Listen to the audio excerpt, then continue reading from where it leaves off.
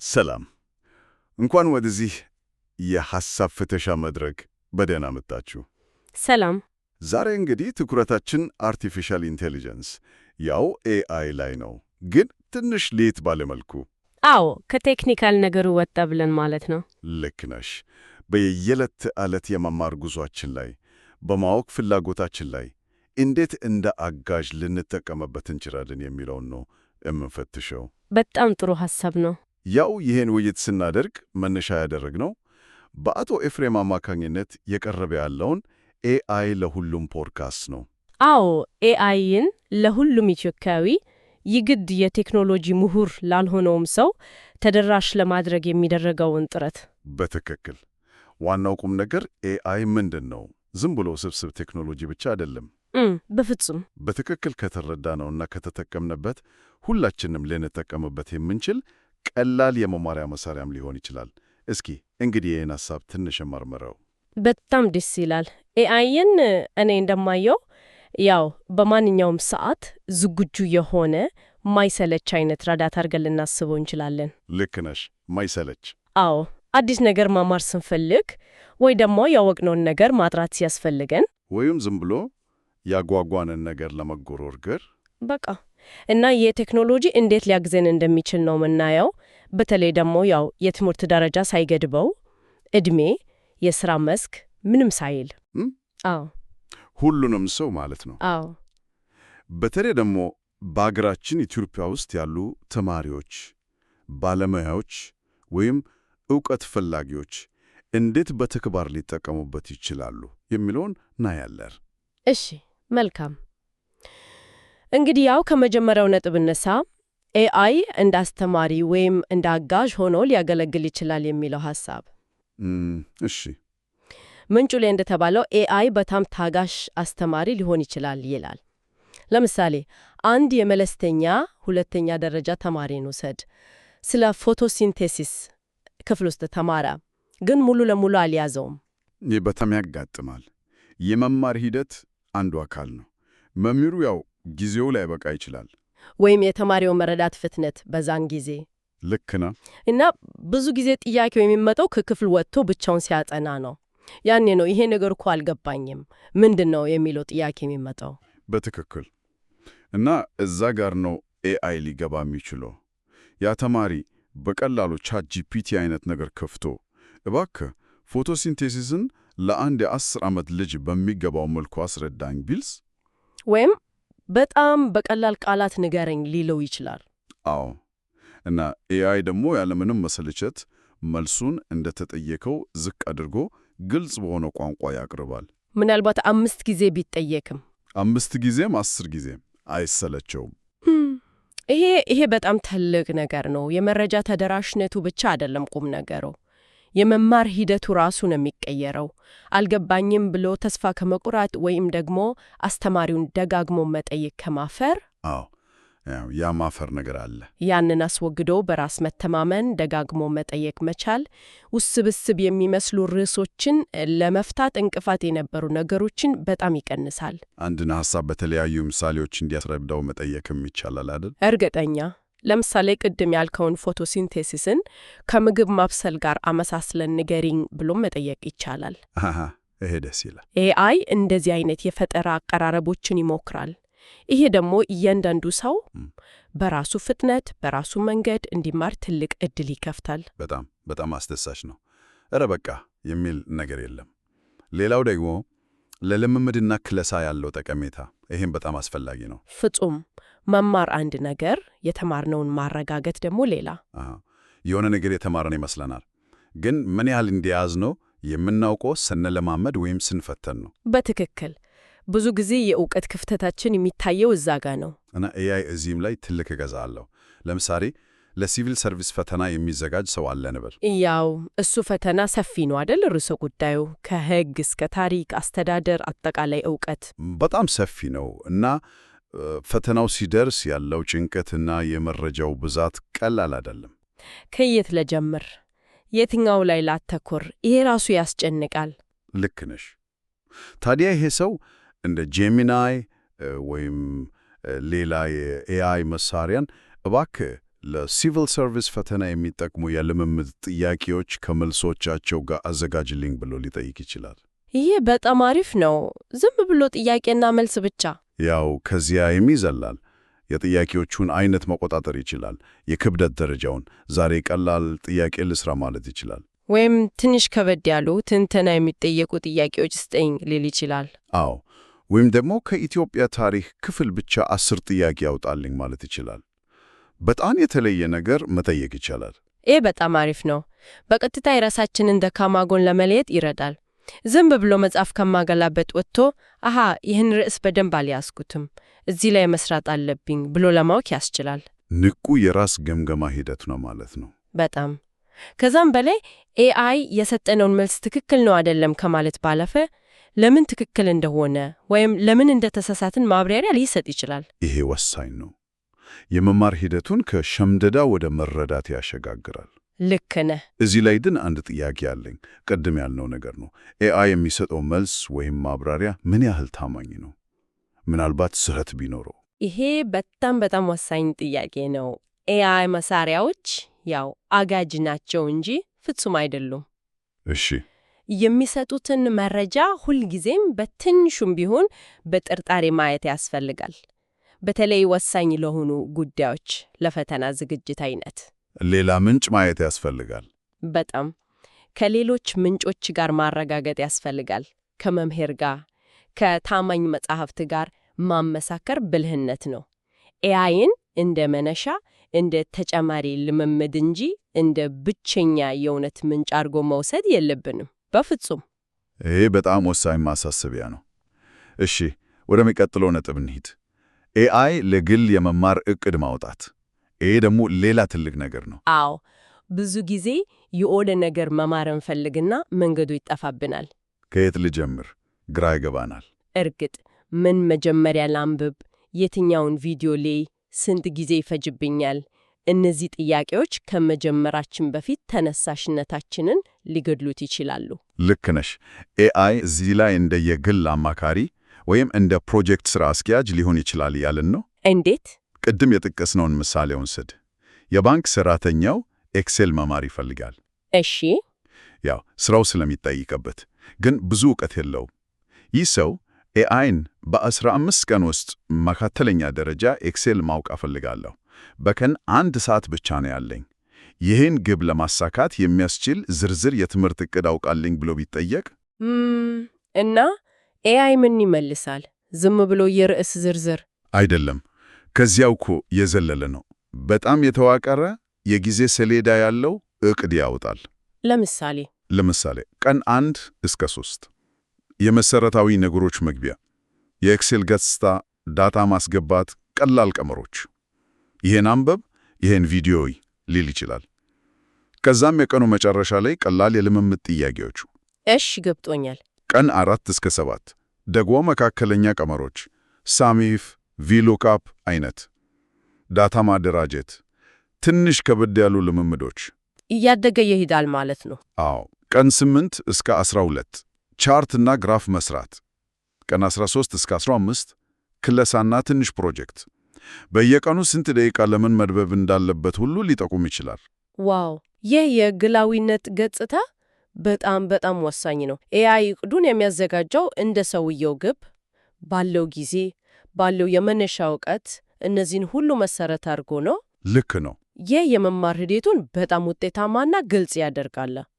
ዝም ብሎ መጽሐፍ ከመግለጥ ወይ ኦንላይን ኮርስ ከመፈለግ ወጥቶ ለኔ ተብሎ የተዘጋጀ የመንገድ ካርታ እንደማግኘት ነው። በትክክል ከራስ ተኮር የመማር ዘይቤ ጋር ይሄዳል። በጣም እሺ። አሁን ደግሞ ሌላ በጣም አስፈላጊ ጉዳይ እናንሳ። የተለያዩ የመማር ስልቶች። ሁላችንም እኮ የምንማረው አንድ አይነት አይደለም። እውነት ነው። አንዳንዱ በማንበብ ነው የሚገባው፣ ሌላው በመስማት፣ ሌላው ደግሞ በተግባር በማየት። ባህላዊው ስርዓት ግን ብዙ ጊዜ ሁሉንም በአንድ ቅርጫት የመክተት ነገር አለበት። ኤአይ እነዚህን ልዩነቶች እንዴት ነው የሚያስተናግደው? ይህ በጣም ወሳኝ ነጥብ ነው። ምክንያቱም የመማር ፍላጎት እንዲጨምር ከተፈለገ መረጃው የሚቀርብበት መንገድ ከተማሪው የመቀበል ዝንባሌ ጋር መጣጣም አለበት። እሺ። ኤአይ በዚህ በኩል በጣም የመተጣጠፍ ፍሌክሲቢሊቲ አለው። ለምሳሌ ስራ ውሎ የደከመ ሰው ረጅም ጽሑፍ ለማንበብ ጊዜ ወይም ትዕግስት ላይኖረው ይችላል። ወይም ደግሞ መኪና እየነዳ ምግብ እየሰራ ወይም ታክሲ ውስጥ ሆኖ የሆነ ነገር መማር ቢፈልግ አዎ ማንበል አይችልማ። ልክ ነህ። እዚህ ላይ ነው ኤአይ በጣም ይገርመው። ጽሑፍን ወደ ሰው ድምፅ የሚቀይሩ መሳሪያዎች አሉ። ቅድም ምንጩ ላይ የተጠቀሱት TTS Maker 11 Labs። አዎ ጽሑፍ ወደ ድምፅ የሚቀይሩ በቃ እነዚህን ተጠቅሞ አንድ ረጅም ሪፖርት፣ መጽሐፍ፣ የጥናት ጽሑፍ ወደ ድምፅ ቀይሮ በመስማት ብቻ መማር ይችላል። በፈለግነው ፍጥነት እንዲያነብልን ማድረግ እንችላለን። አዎ በፈለግነው ፍጥነት የድምፁ ቃና ሁሉ መምረጥ ይቻላል በአንዳንዶቹ ላይ። ይሄ ማለት መረጃን የምንቀስምበት ጊዜና ቦታ በጣም ይስፋል ማለት ነው። ሌላው ደግሞ በእይታ ለሚማሩ ሰዎች አዎ ምስል ከሺህ ቃላት ይበልጣል ይባላል። እንቅስቃሴ በትክክል በስዕል ሲታይ ግን ግልጽ ይላል። እና እዚህም ላይ ኤአይ ይረዳል። ቻትጂፒቲን እባክህ የፎቶሲንተሲስን ሂደት በቀላል ስዕላዊ መግለጫ አሳየኝ ብሎ መጠየቅ ይቻላል። ወይም እንደ ዩዛርድ ጋማዶት አፕ ያሉትን ተጠቅሞ የሐሳብ ካርታዎች፣ ፍሎ ቻርቶች፣ አቀራረቦች ሁሉ በቀላሉ መስራት ይቻላል። ረቂቅ ሐሳብን ወደ ምስል መቀየር። ይሄ የመረዳት ሂደቱን በጣም ያግዛል።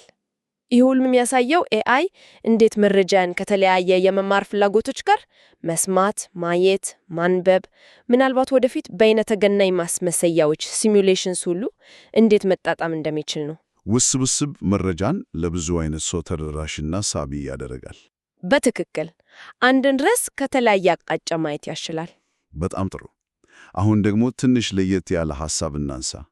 ኤአይ እንደ ቀጣይነት ያለው የመማር አጋር። ምንጩ ላይ እንደ እውነተኛ ጓደኛ ይጠበቃል የሚል ነገር ነበር። ይሄ ሃሃ ትንሽ እንግዳ ሊመስል ይችላል። ሰው ሰራሽ ነገር እንዴት ጓደኛ ይሆናል? ያው ነጥቡ ምንድን ነው? ሐሳቡ ትንሽ ዘየቢያዊ ነው መሰለኝ።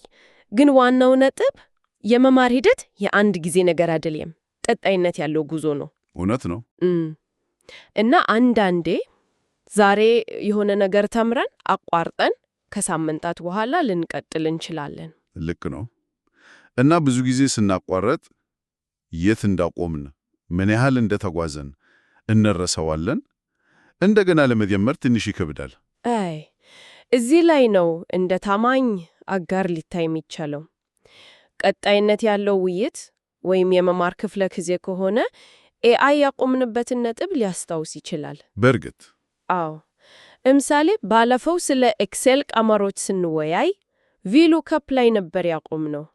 ከዚያ መቀጠል ትፈልጋለህ ወይስ ትንሽ ክለሳ እናድርግ ብሎ ሊጠይቅ ይችላል። ዋው! ይህ በጣም የሚገርም ነው። እንደ ማስታወሻ ደብተር ነው ማለት ነው። ከዚያም በላይ ሁኔታውን መከታተልና ማብረታታትም ይችላል። እሺ ለኤክሴል ትምህርታችን 20 ደቂቃ መድበን ነበር። አሁን 10 ደቂቃው አልፏል። ትንሽ ረፍት እንውሰድ ወይስ እንቀጥል አይነት ጥያቄዎች ሊያቀርብ ይችላል። ይሄ የሂደት ክትትል መስተጋበሩ ወጭነት እንዲኖር እና ተነሳሽነት እንዳይቀንስ ይረዳል። በጣም እርግጥ ነው። ጓደኛ ስንል የሰውን ልጅ መስተጋበር፣ ስሜታዊ ድጋፍ ይተካል ማለት በፍጹም አይደለም። ግን በመማር ሂደት ውስጥ ያለውን የብቸኝነት ስሜት ወይም የተነሳሽነት መቀነስን በተወሰነ ደረጃ ሊቀርፍ የሚችል የቴክኖሎጂ አጋዥ ነው። ይሄ በጣም የመማር ሂደቱን ሊያቀል ይችላል። እሺ፣ ግን አንድ በጣም ወሳኝ ነጥብ ማንሳት አለብን። ምንድን ነው እሱ? የሁሉ የኤአይ ችሎታ ሲወራ ብዙ ሰው አእምሮ ውስጥ የሚመጣ ጥያቄ አለ። ኤአይ የሰውን አስተማሪ መደበኛ ትምህርትን ሊተካ ይችላል ወይ? በአቶ ኤፍሬም ትንጣኔም ላይ ይሄ ነጥብ ትልቅ ትኩረት ተሰጥቶታል። አዎ፣ እና ይሄ በጣም ወሳኝ ነው። የኤአይን ሚና በትክክል መረዳት አለብን። እሳቸውም ያሉት ኤአይ የመማር አጋዥ ነው፣ ረዳት ነው፣ ማሟያ ነው እንጂ ፈጽሞ ምትክ አይደለም። ፈጽሞ የሰውን ልጅ አስተማሪ ወይም የተዋቀረ መደበኛ ትምህርት ተቋማትን የሚተካ አይደለም። በትክክል ይህንን ደጋግመን ማሰማር አለብን። ኤአይ መረጃ በማቅረብ በማደራጀት፣ በማለማመድ፣ ለግል ፍላጎት ምላሽ በመስጠት በጣም አስደናቂ ችሎታ አለው። ጥቅሞቹ ብዙ ናቸው። በጣም የመማር ሂደቱን ያግዛል፣ ይደግፋል፣ ያቀላጥፋል። መረጃን በቀላሉ እና በማንኛውም ጊዜ ተደራሽ ያደርጋል እነዚህ ሁሉ በጣም ትልቅ ጥቅሞች ናቸው። ግን የሰው ልጅ መስተጋበርን፣ የአስተማሪን የዓመታት ልምድና ጥበብ፣ የክፍል ውስጥ ውይይትን፣ የቡድን ስራን፣ ሂሳዊ አስተሳሰብን የማዳበር ሂደትን እና ትምህርት ቤት የሚሰጠውን ማህበራዊና ስሜታዊ እድገት ፈጽሞ ሊተካ አይችልም። መምህራን ዕውቀት ከማስተላለፍ ባለፈ ብዙ ነገር ያደርጋሉ። ያበረታታሉ፣ ይመክራሉ፣ ባህሪ ይቀይራሉ። ልክ ነህ። ይህንን ኤአይ ማድረግ አይችልም። በጣም ግልጽ ነው። ስለዚህ ኤአይን ልናየው የሚገባው እንደ ተጨማሪ አጋዥ ኃይል ነው። መምህራንንም ተማሪዎችንም ሊረዳ የሚችል መሳሪያ እንጂ ምትክ አይደለም። ልክ እንደዛ ነው። መምህራን ራሳቸው የኤአይ መሳሪያዎችን ተጠቅመው ስራቸውን ሊያቀሉ ይችላሉ። ለተማሪዎቻቸው የተሻለ ድጋፍ ሊሰጡ ይችላሉ። ተማሪዎችም ደግሞ ከክፍል ውጪ ለሚኖራቸው ተጨማሪ ፍላጎት ይጠቀሙበታል። በአግባቡና በጥንቃቄ ከተጠቀምንበት በጣም ጠቃሚ ነው ማለት ነው። በጣም የመማር ሂደታችንን በእጅጉ ሊያሻሽል ይችላል። ዕውቀትን ለብዙሃኑ በተለይ በሀገራችን ያለውን የመረጃ ተደራሽነት ክፍተት ለመሙላት ሊረዳ ይችላል። ዋናው ነገር ሚናውን በትክክል መረዳት እና የሰውን ልጅ ሚና መዘንጋት የለብንም። እንግዲህ ዛሬ በውይይታችን ኤአይ እንዴት ታጋሽ አስተማሪ ሆኖ እንደሚያብራራ፣ ለልምምድ ጥያቄዎችን እንደሚያዘጋጅ፣ የግል የመማር ዕቅድ እንደሚያወጣ፣ ከተለያዩ የመማር ስልቶች ጋር እንደሚጣጠም እና ቀጣይነት ያለው አጋር እንደሚሆን አይተናል። አዎ፣ ከባዮሎጂ ተማሪው እስከ ሲቪል ሰርቪስ ተፈታኙ፣ ከኤክሰል ተማሪው ባንከኛ እስከ ማንኛውም ዕውቀት ፈላጊ ድረስ ጠቀሜታው ሰፊ መሆኑን አይተናል። ምንጩ ላይ እንደተባለው ደግሞ የአቶ ኤፍሬም ቀጣይ የሐሳብ ፍተሻ ኤአይ ከፈጠራ እና ጥበብ ጋር ያለውን ግንኙነት ይመለከታል ይላል። አዎ፣ ያም በጣም አስደሳች ርዕስ ነው። ለማጠቃለል ያህል ምናልባት አድማጮች በራሳቸው ሕይወት ውስጥ ኤአይን እንደ መማሪያ ለመጠቀም አንድ ትንሽ መንገድ እንዲያስቡበት ብናበረታታ ጥሩ ነው። አዎ፣ ትንሽ ነገር መሞከር። ልክ ነህ። ለረጅም ጊዜ ሲያጓጓው የነበረ አንድ ርዕስ መመርመር፣ የኢትዮጵያ ቡና ታሪክ ምን ይመስላል ብሎ መጠየቅ፣ በቃ ወይም በሥራ ቦታ እያሽፈለግ ቀላል ክህሎት መለማመድ፣ ኢሜይል በአማርኛ በትህትና እንዴት ነው የምጽፉ ብሎ መጠየቅ። በቃ እንደዚህ አይነት ቀላል ነገሮች የቴክኖሎጂ ካሁን በኋላ የባለሙያዎች ብቻ አይደለም፣ በትክክል ከተጠቀምንበት ለሁሉም ሰው የሚሆን የመረጃ እና የእውቀት በር ከፋች ነው። በጣም ጥሩ ማጠቃለያ ነው።